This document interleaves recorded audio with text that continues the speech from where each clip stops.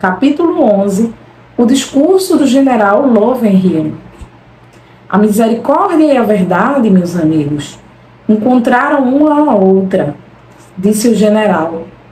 A retidão e a bem-aventurança devem beijar uma a outra. Falava com uma voz límpida que fora exercitada em campos de treinamento militar e ecoara agradavelmente em salões da realeza. E mesmo assim, falava de uma maneira tão nova para si mesmo e tão estranhamente comovente que ao final da primeira frase teve de fazer uma pausa, pois era seu hábito formar os discursos com cuidado, consciente de seu propósito. Mas aqui, em meio à congregação simples do deão, era como se toda a figura do general Louvenhiel, o peito coberto de condecorações, não fosse senão a porta-voz de uma mensagem destinada a vir a público. O homem, meus amigos, disse o general Louvenhiel, é frágil e tolo. A todos já nos foi dito que a graça divina encontra-se por todo o universo. Mas em nossa tolice e miopia humanas, imaginamos ser a graça finita. Por esse motivo, tremimos. Nunca, até aquele momento, o general afirmara que tremia.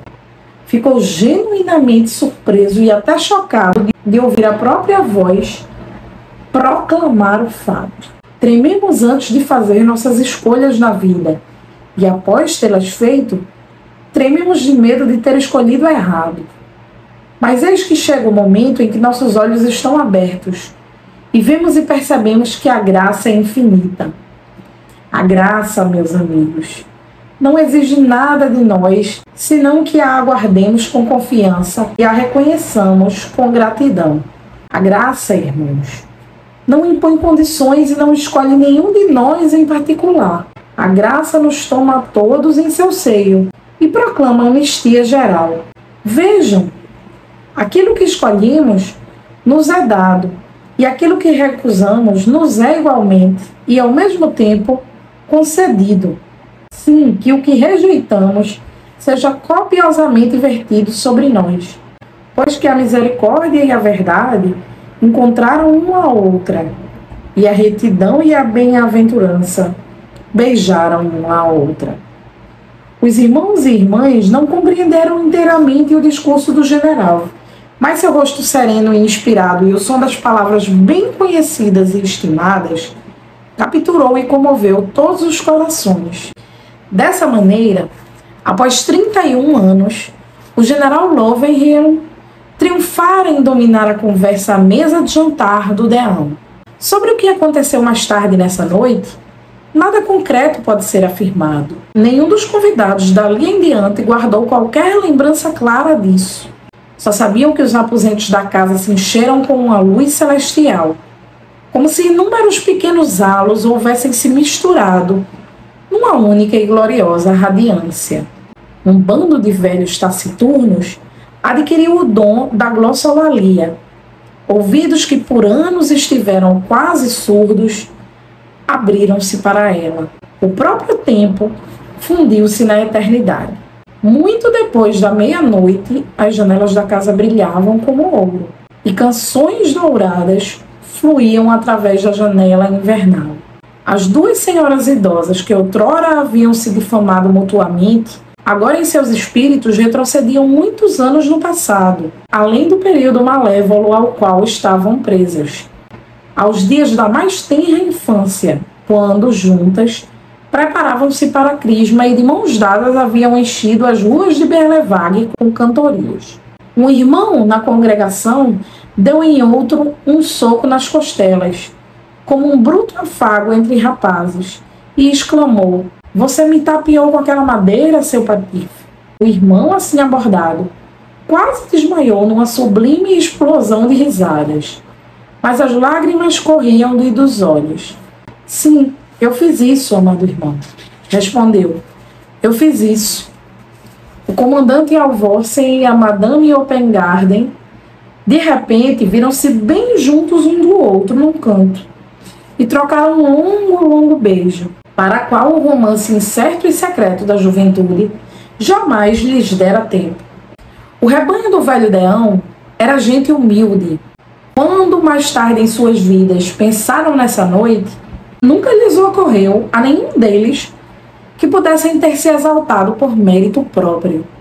Percebiam que a graça infinita sobre a qual o general Louverhier falara fora-lhes outorgada e nem mesmo se espantaram com o fato, pois se tratara da concretização de uma esperança sempre presente. As vãs ilusões deste mundo haviam se desmanchado diante de seus olhos como fumaça e viram o universo como realmente é. Foram agraciados com a hora do milênio. A velha senhora Louverhier foi a primeira a sair. O sobrinho a acompanhou e suas anfitriãs iluminaram o caminho para eles. Enquanto Filipa ajudava a velha senhora com os inúmeros agasalhos, o general tomou a mão de Martini e a segurou por longo tempo sem dizer palavra. Finalmente falou: "Tenho estado com você todos os dias de minha vida. Sabe, não sabe que tem sido assim?" "Sei", disse Martini. "Sei que tem sido assim." "E", prosseguiu ele, "estarei com você por todos os dias que ainda me restarem. Todas as noites me sentarei, se não em carne e osso, que nada significam, em espírito, que é tudo, para jantarmos juntos como esta noite. Pois esta noite descobri, querida irmã, que neste mundo tudo é possível." "Sim, assim é, querido irmão", disse Martini. "Neste mundo tudo é possível." Com isso, separaram-se. Quando enfim o grupo se dispersou, a neve cessara. A cidade e as montanhas exibiam um esplendor branco, sobrenatural, e o céu cintilava com milhares de estrelas. Na rua, a neve era tão profunda que ficava difícil caminhar. Os convidados da Casa Amarela bambeavam em seus pés, cambaleavam, sentavam-se abruptamente ou caíam adiante sobre os joelhos e as mãos, ficando cobertos de neve, como se tivessem de fato lavado os pecados e os deixado brancos como lã, e nesse inocente traje recuperado, saltitassem como cordeirinhos. Foi um júbilo para cada um deles ter se tornado uma criança pequena. Foi também uma abençoada piada observar os velhos irmãos e irmãs que se levavam tão a sério naquela espécie de segunda infância celeste. Tropeçavam e ficavam de pé. Seguiam caminhando ou estacavam, as mãos dadas no corpo e no espírito, por alguns momentos formando a grande corrente de Lanciers beatífico. Deus abençoe, Deus abençoe, Deus abençoe. Como uma reverberação da harmonia das esferas, ecoava de todos os lados. Martini e Filipa permaneceram por um longo tempo nos degraus de pedra do lado de fora da casa. Não sentiam frio. "As estrelas estão mais próximas", disse Filipa. "E vão ficar todas as noites", disse Martini calmamente. "É bem possível que não neve nunca mais." Nisso, contudo, estava enganada. Uma hora mais tarde, começou a nevar outra vez e foi uma nevasca forte como jamais se vira em Berlevag. Na manhã seguinte, as pessoas mal conseguiram abrir as portas de tão altos que estavam os montes de neve. As janelas das casas tinham uma camada tão espessa, como se contou por anos a fio depois disso, que muitos pacatos cidadãos do lugar não perceberam o alvorecer e continuaram a dormir até bem tarde nesse dia. Capítulo 12. A grande artista. Quando Martini e Filipa trancaram a porta, lembraram-se de Babette. Uma pequena onda de ternura e compaixão as percorreu. Só Babette não compartilhara nem um pouco do êxtase daquela noite. Assim, foram até a cozinha e Martini disse para Babette: "Foi um jantar muito bom, Babette." Seus corações subitamente enchiam-se de gratidão. Perceberam que nenhum dos convidados disseram uma única palavra sobre a comida. Na verdade, por mais que tentassem, eles mesmos não conseguiram se lembrar de nenhum dos pratos que foram servidos. Martine recordou-se da tartaruga. Não era o que pareceu então, e agora lhe parecia muito vago e distante. Era bem possível que tudo não passasse de um pesadelo. Babette estava sentada no cepo de cortar, cercada por mais panelas escuras e engorduradas do que as donas da casa já haviam visto em toda a vida. Estava tão pálida e morta de cansaço, quanto na noite em que apareceu pela primeira vez, desmaiando na soleira da porta. Após um longo tempo, fitou-as diretamente e disse: "Eu fui cozinheira no café anglais." Martine disse outra vez. Todos acharam o jantar muito bom. E quando Babette não disse uma palavra, acrescentou: "Vamos nos lembrar desta noite quando você tiver ido embora para Paris, Babette." Babette disse: "Não vou para Paris." "Não vai voltar para Paris?" exclamou Martine. "Não," disse Babette. "O que vou fazer em Paris? Todo mundo se foi. Perdi todos eles, madames." Os pensamentos das irmãs dirigiam-se a Monsieur Saint e seu filho e disseram: "Ai, pobre Babette."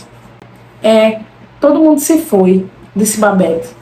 "O Duque de Morny, o Duque de Decazes, o Príncipe Nariskine, o General Gallifet, Aurélien Scholl, Paul Daru, a Princesa Pauline, todos eles." Os estranhos nomes e títulos de pessoas perdidas para Babette confundiram ligeiramente as duas senhoras, mas havia uma tal perspectiva infinita de tragédia no anúncio que, em seu estado de espírito receptivo, sentiram as perdas como se fossem pessoais e seus olhos encheram-se de lágrimas. No fim de outro longo silêncio, Babette de repente soltou um leve sorriso e disse: "E como eu iria voltar a Paris, madames? Estou sem dinheiro." "Sem dinheiro?" exclamaram as irmãs como se fossem uma só. "Isso," disse Babette. "Mas e os 10.000 francos?" perguntaram as irmãs, ofegantes de horror. "Os 10.000 francos foram gastos, madames," disse Babette. As irmãs se sentaram.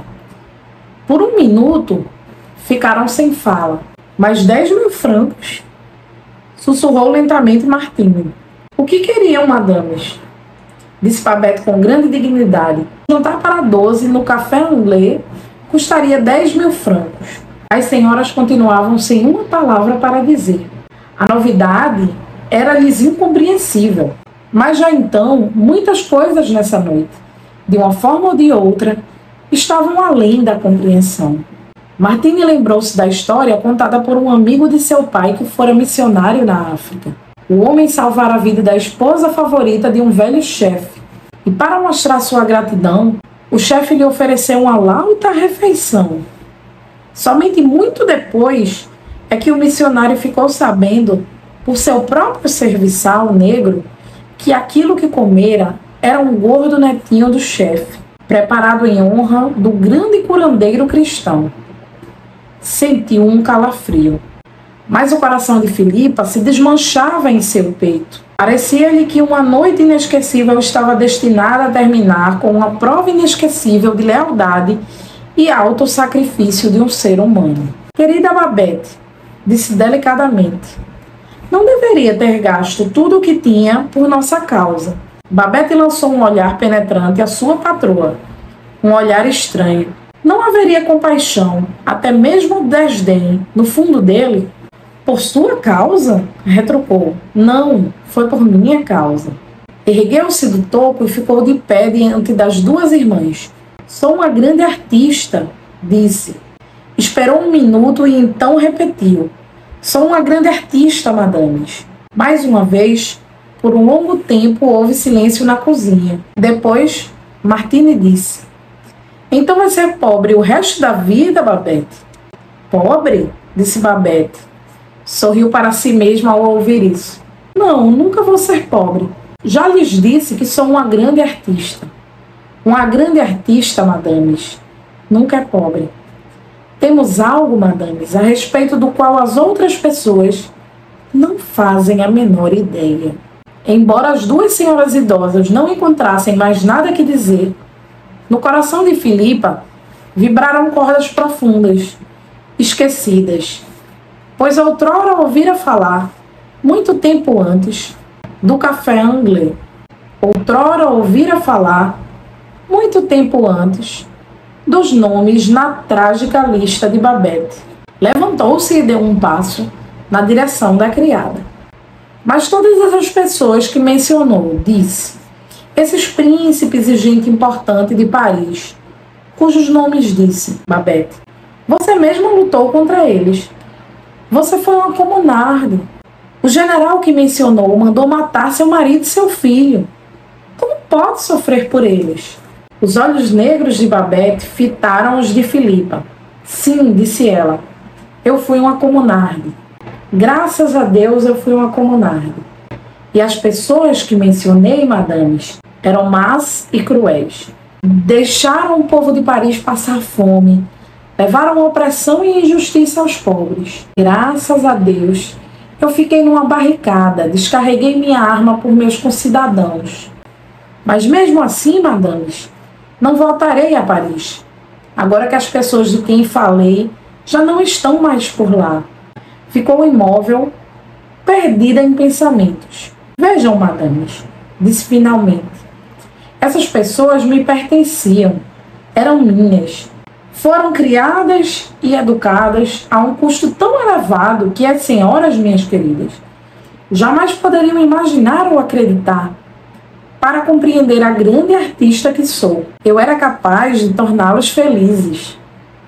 Quando dava o melhor de mim, era capaz de torná-los perfeitamente felizes. Fez uma pausa. Foi assim também com Monsieur Papin. Com Monsieur Papin? Perguntou Filipa. Sim, com seu Monsieur Papin, minha pobre senhora, disse Babette. Ele mesmo me contou.